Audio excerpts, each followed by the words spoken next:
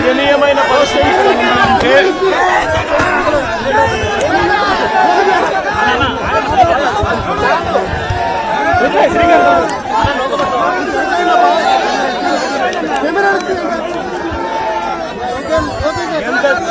ఎంత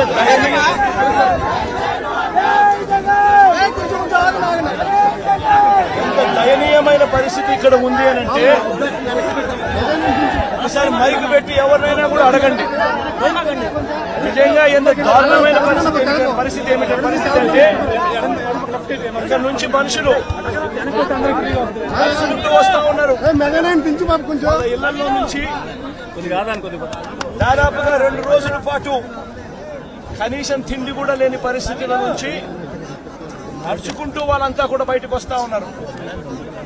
ఓట్లు ఏమైనా ఏంటంటే చాలని ఓట్లు, ఆ ఓట్లు కూడా ఎక్కించుకునే పరిస్థితులు, సందుల్లోకి బొందుల్లోకి పోని పరిస్థితి. ఓట్లలో వచ్చే వాళ్ళ సంఖ్య ఎంతమంది ఉన్నారు, నడుచుకుంటూ వచ్చే వాళ్ళ సంఖ్య ఎంతమంది ఉన్నారు ఒక్కసారి గమనించండి.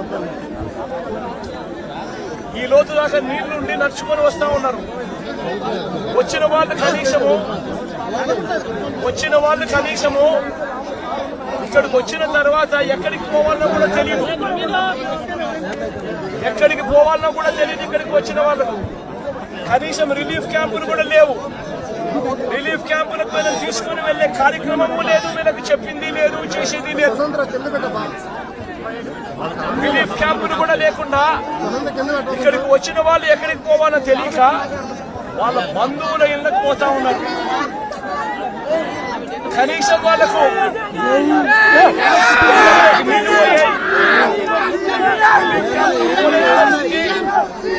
రిలీఫ్ క్యాంపులు పెట్టని పరిస్థితి. కనీసం ఎవరికైనా సహాయం చేశారా, కనీసం కాస్త డబ్బులు ఇచ్చారా అంటే ఒక్కరికి కూడా ఒక దమ్మిడి పైసా కూడా ఇవ్వలేదు.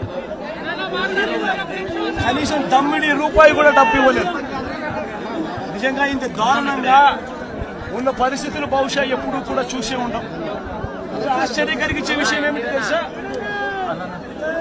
ఈ ఫ్లడ్స్ ఏదైతే చెప్తా ఉన్నాను, ఈ రోజు ఈ ఫ్లడ్స్ ఏదైతే కనిపిస్తా ఉన్నాయో ఇవి స్వయంగా మ్యాన్ మేడ్ ఫ్లడ్స్. ఇది మ్యాన్ మేడ్ ఫ్లడ్స్ అంటే దాని అర్థం ఏమిటి అంటే ప్రభుత్వం స్పందించాల్సిన రీతిలో స్పందించకపోవడంతో ఈ రకంగా అన్యాయమైన పరిస్థితి నెలకొని ఉంది. ఆలోచన చేయమని అడుగుతా ఉన్నా.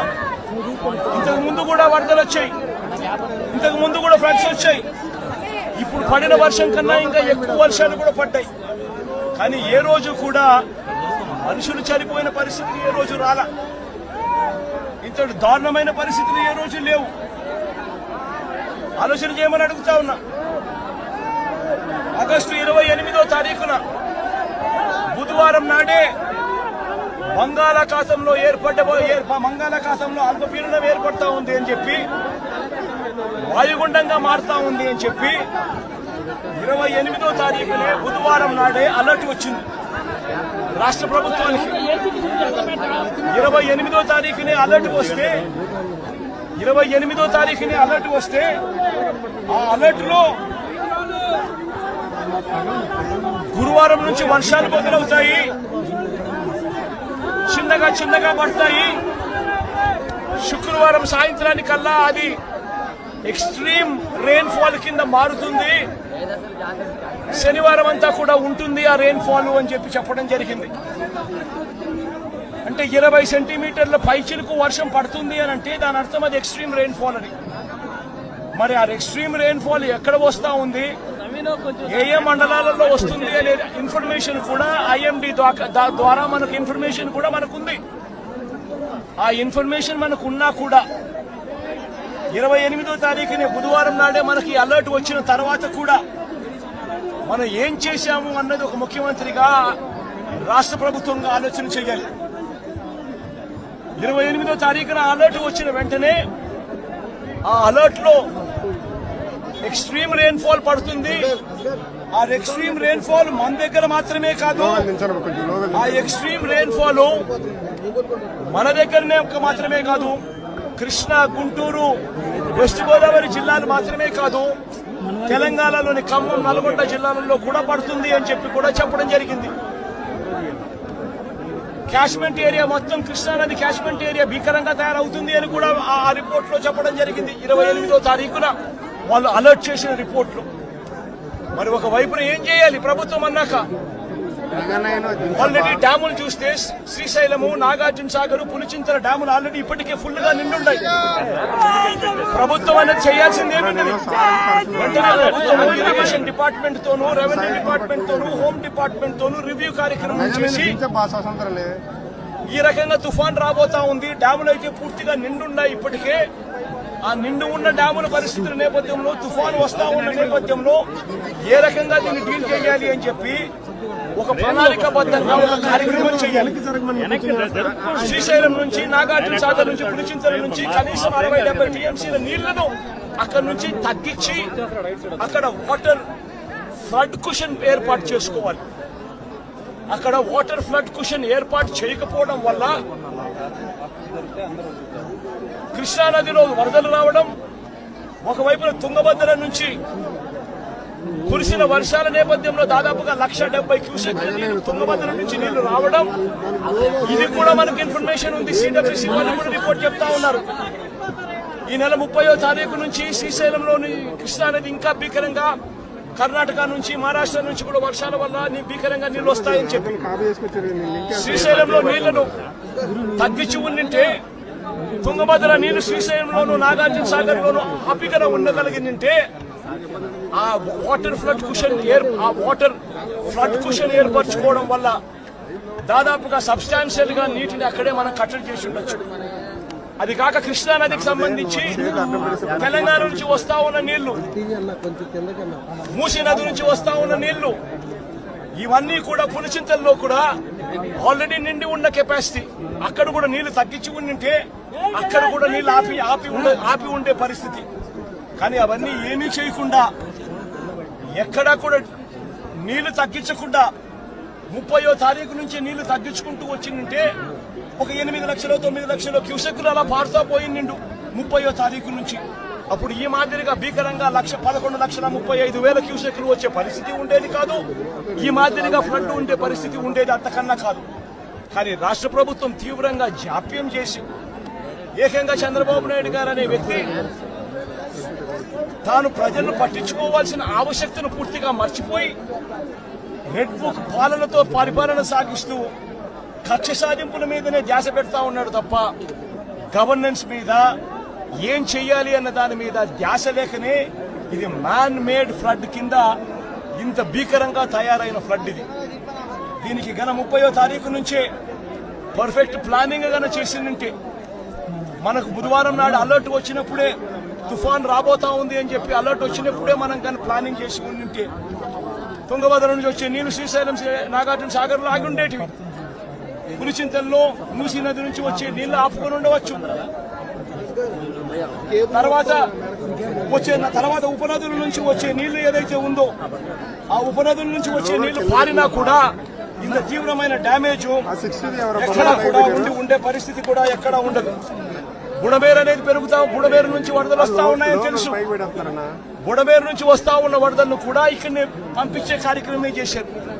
శనివారం రాత్రి ఒక అలర్ట్ లేకుండా, ఒక సిగ్నల్ లేకుండా నీళ్లు బుడమేరు నుంచి గేట్లు ఎత్తేశారు. ఎంత దారుణమైన పరిస్థితి అనంటే, వలగలేరు హెడ్ రెగ్యులేటర్ కు సంబంధించిన లాకులను 11 లాకులను శనివారం రాత్రి అర్ధరాత్రి దాటిన తర్వాత ఎత్తారు. అలర్ట్ లేదు. ఇక్కడ ఈ ప్రాంతంలో ఉన్న ప్రజలకు కనీసం పట్టించుకునే, కనీసం చెప్పడం లేదు. ఎత్తేసినారు. ఎందుకు ఎత్తినారు? చంద్రబాబు నాయుడు గారు ఉన్న ఇల్లు, కరకట్టు మీద ఉన్న ఇళ్లకు, ఆ ఇంటికి సంబంధించిన ఆ నీళ్లు పోకుండా రక్షించుకునే దానికోసం విజయవాడలోని ఈ ప్రాంతాన్నంతా కూడా నీటిమయం చేశారు చంద్రబాబు నాయుడు గారు. నేను అడుగుతా ఉన్న ప్రతి ప్రశ్న కూడా లాజికల్ గా అడుగుతా ఉన్నాను. ఎవరైనా కానీ సమాధానం చెప్పాలనుకుంటే మొట్టమొదటిగా ప్రజలకు క్షమాపణ చెప్పి ఆ తర్వాత ఈ ప్రజలకు ఏం చేయబోతున్నాము అన్న మాటలు కూడా చెప్పి ఆ తర్వాతనే సమాధానం చెప్పాలని చెప్పి చంద్రబాబు నాయుడు గారిని గట్టిగా కూడా కోరుతా ఉన్నాను. ఇప్పటికి కూడా రిలీఫ్ క్యాంపులు లేవు. నిన్నటి దాకా కూడా ఎన్ని రిలీఫ్ క్యాంపులు పెట్టారు అని చెప్పి అడిగితే 6 రిలీఫ్ క్యాంపులు మాత్రమే ఉన్నాయని చెప్తా ఉన్నారు. లక్షల మంది ఈరోజు నీట మునిగి ఉన్నారు. 6 రిలీఫ్ క్యాంపులు ఏ మూలకు సరిపోతాయో కూడా తెలియడం లేదు. ఎక్కడ ఉన్నాయో కూడా తెలియని పరిస్థితిలో ఈ రోజు ప్రజలంతా కూడా ఎక్కడికి పోవాలో తెలియవు. ఎన్ని క్యాంపులు క్యాంప్ ఎక్కడ ఉందో కూడా ఏర్పాటు ఎక్కడ అయిందో కూడా తెలియని పరిస్థితిలో ఈ రోజు ప్రజలంతా కూడా ఉన్నారు. ఇంతటి దారుణమైన మేనేజ్మెంట్ బహుశా ఏ ముఖ్యమంత్రి ఎప్పుడు కూడా ఏ హయాంలో కూడా ఎప్పుడు జరిగి ఉండదు. ఆలోచన చేయమని అడుగుతా ఉన్నా. ఈరోజు చెప్తా ఉన్న ఈ 11,30,000 క్యూసెక్కుల గురించి ఏదైతే మాట్లాడుతా ఉన్నామో ఈ 11,30,000 క్యూసెక్కులకు సంబంధించి మొదట ఇది రావడం ఇదేం కొత్తేమీ కాదు. ఇటువంటిదే 1903లో 11,90,000 క్యూసెక్కులు వచ్చింది. 2009లో కూడా 11,10,000 క్యూసెక్కులు వచ్చింది. మా హయాంలో కూడా 2019, 2020, 2021, 2022లో కూడా ఇలాంటి వరదలే ఇలాంటి రెయిన్ఫాలే నమోదు కూడా అయింది.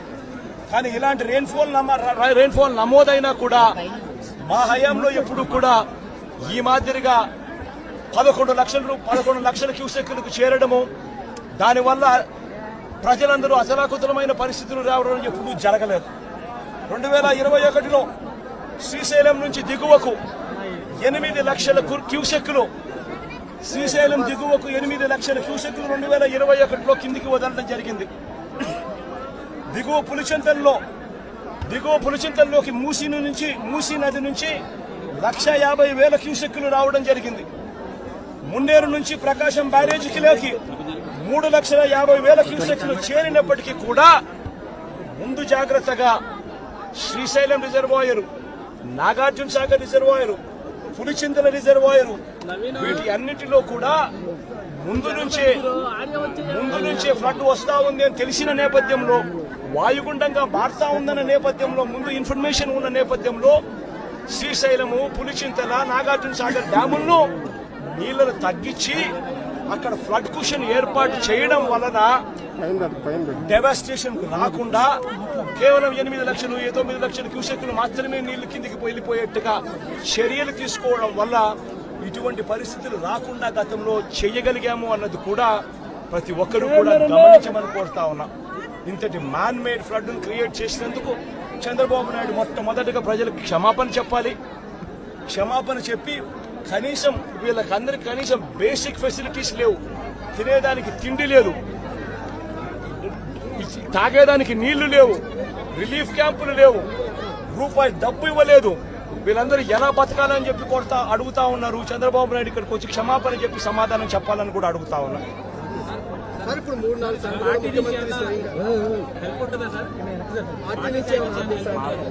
పార్టీ నుంచి మొత్తం అందరూ కూడా క్రియాశీలకంగా పార్టిసిపేట్ చేస్తారు. పార్టీ క్యాడర్ ఇప్పటికీ క్రియాశీలకంగా పార్టిసిపేట్ చేస్తూ ఉంది. సీను దగ్గర నుంచి ఎమ్మెల్యేలు కంటెస్ట్ చేసిన వాళ్ళందరూ, కార్పొరేటర్ల స్థాయి నుంచి అందరూ కూడా ఇదే నీటిలోనే ఉన్నారు. ఈ రోజు నుంచి కాదు, 2 రోజుల నుంచి కూడా ఇదే కార్యక్రమాలే చేస్తూ ఉన్నారు. ప్రజలకు అందుబాటులో కొద్దో గొప్ప వీళ్ళు చేయగలిగిన కాడికి ఖచ్చితంగా చేస్తూ ఉన్నారు. కానీ ప్రభుత్వం అనేది స్పందించాలి. అది మోస్ట్ ఇంపార్టెంట్. ప్రభుత్వం అనేది పలికితే జగన్ ప్రభుత్వంలో కూడా ప్రభుత్వం ఉండేది. కానీ జగన్ ప్రభుత్వంలో ఏ ఒక్కరూ కూడా ఎప్పుడూ కూడా డిస్సాటిస్ఫైడ్ గా ఎప్పుడూ లేరు. ఎందుకు లేరు అని అంటే కారణం, జగన్ ప్రభుత్వంలో ఒక వాలంటీర్ వ్యవస్థ ఉండేది. జగన్ ప్రభుత్వంలో ఒక సచివాలయ వ్యవస్థ ఉండేది. ఈ వాలంటీర్ల వ్యవస్థ, ఈ సచివాలయాల వ్యవస్థ గ్రామ స్థాయిలో వార్డు స్థాయిలో మమేకమై ఉండేది. వీళ్ళందరూ కూడా వాలంటీర్లందరూ కూడా ఎప్పుడు వరద వచ్చినా, ఎప్పుడు తుఫాన్ వచ్చినా వీళ్ళ సహాయ సహకారాల వల్లే గొప్పగా ఎటువంటి కంప్లైంట్స్ ప్రజల నుంచి రాకుండా సాచురేషన్ పద్ధతిలో ప్రజలకు మంచి చేయగలిగాం.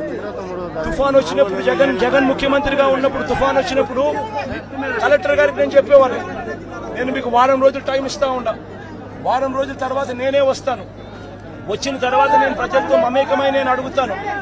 ఏ ఒక్కరి నోట్లో నుంచి కూడా కలెక్టర్ మాకు పలకలేదు, కలెక్టర్ స్పందించలేదు, కలెక్టర్ వల్ల మాకు నష్టం జరిగింది అన్న మాట ఎప్పుడూ వినపడకూడదు అని చెప్పి నేను ఆదేశాలు ఇచ్చేవాడిని. మా కలెక్టర్ బాగా పనిచేశాడు, మా కలెక్టర్ మంచివాడు అనే మాట వినపడాలి అని చెప్పి గట్టిగా కలెక్టర్లకు ఎప్పుడు చెప్పేవాడిని.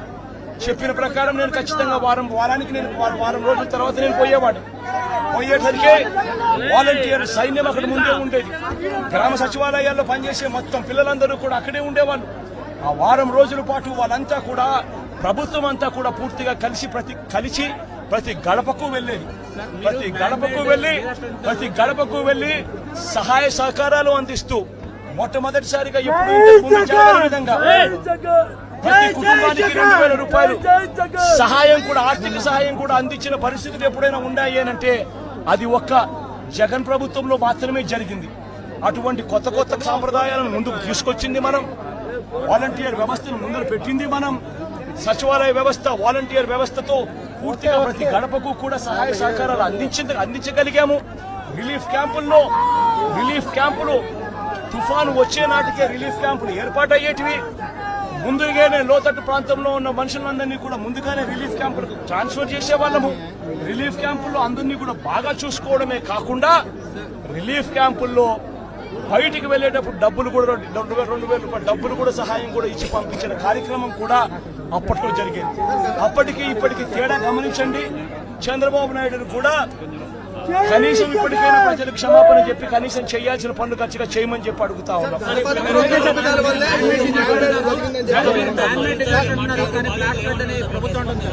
ప్రతి బాధితుడు కూడా మీరంతా ఉన్నారు, నాతో పాటు మీరంతా కూడా నడుస్తా ఉన్నారు.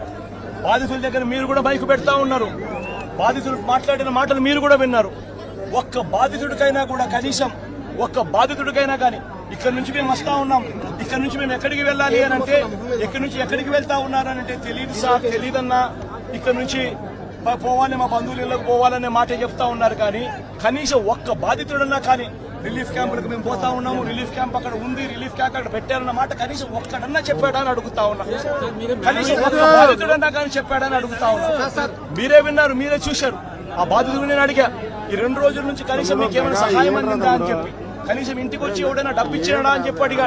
ఇంటికి వచ్చి మంచి నీళ్ళు ఇచ్చే కార్యక్రమం జరగలేదు సార్, డబ్బులు కదా దేవుడు ఎరుగు అని చెప్పి మాటలు వినిపించారు. మీరంతా కూడా విన్నారు.